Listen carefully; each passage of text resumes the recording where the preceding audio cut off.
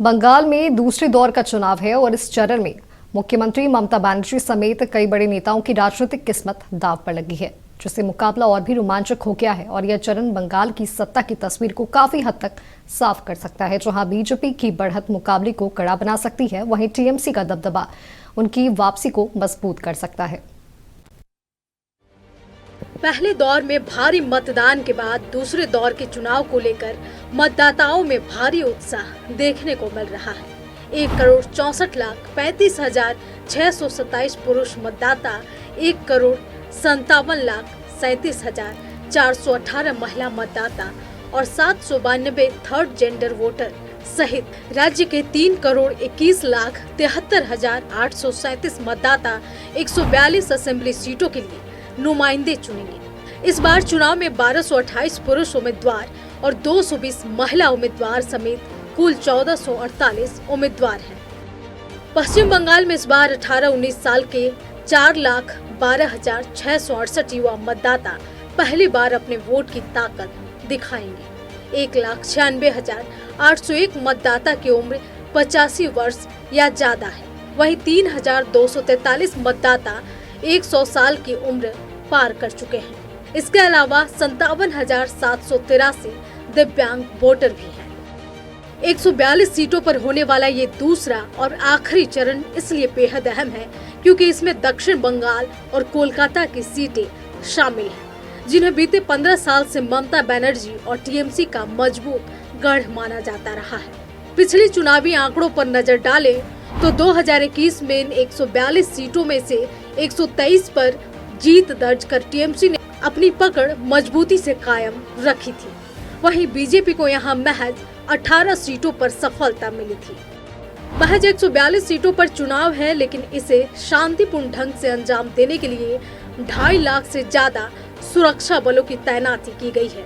भौगोलिक नजरियों से ये चुनाव महानगर कोलकाता, औद्योगिक बेल्ट और दक्षिण बंगाल में हो रहे हैं। यहाँ 200 मार्क्समैन, बुलेट रेसिस्टेंट बख्तरबंद गाड़ियां तैनात की गई है। संवेदनशील इलाकों में क्यूआरटी यानी क्विक रिएक्शन टीम भी तैनात की गई है। महिलाओं में भरोसा जगाने के लिए खास तौर पर इस बार चुनाव में महिला अर्धसैनिक बल की 200 कंपनियां तैनात की गई हैं। गृह मंत्रालय ने आदेश दिया है कि बंगाल में हर चुनाव बाद होने वाली हिंसा को रोकने के लिए इस बार चुनाव के बाद 2 महीने तक केंद्रीय बलों की 500 कंपनियां तैनात रहेंगी। दूसरे दौर के चुनाव में बांग्लादेश फैक्टर भी बेहद अहम है। पश्चिम बंगाल के 10 जिले बांग्लादेश की सीमा से सटे हैं। राज्य के जिन 8 जिलों में इस दौर में चुनाव है, उनमें से आधे यानी 4 जिले सरहदी हैं। यहाँ ध्रुवीकरण, SIR, CAA, NRC और घुसपैठ बड़े मुद्दे हैं। राज्य के सबसे बड़े जिले नॉर्थ 24 परगना और नादिया में बीजेपी और टीएमसी में सीधी टक्कर है।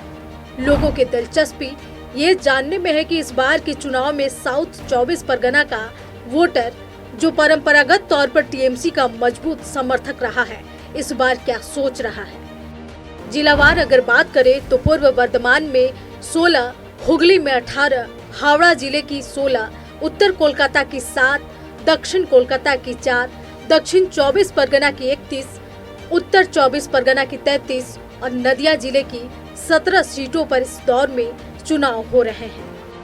इस दौर में टीएमसी ने सभी 142 सीटों पर उम्मीदवार खड़े किए हैं। कांग्रेस ने भी सभी सीटों पर उम्मीदवार खड़े किए हैं। बीजेपी ने 141 सीटों पर कैंडिडेट उतारे हैं, जबकि सीपीएम ने 100 सीटों पर प्रत्याशियों को मैदान में उतारा है। दूसरे चरण के प्रत्याशियों में 23% यानी 338 कैंडिडेट दागी हैं। 20% यानी 295 कैंडिडेट तो इस दौर में ऐसे हैं जिन पर कत्ल जैसे गंभीर आपराधिक मामले दर्ज है। दागी उम्मीदवारों की फहरिस्त में सबसे आगे बीजेपी है, जिसके 72% उम्मीदवार दागी हैं।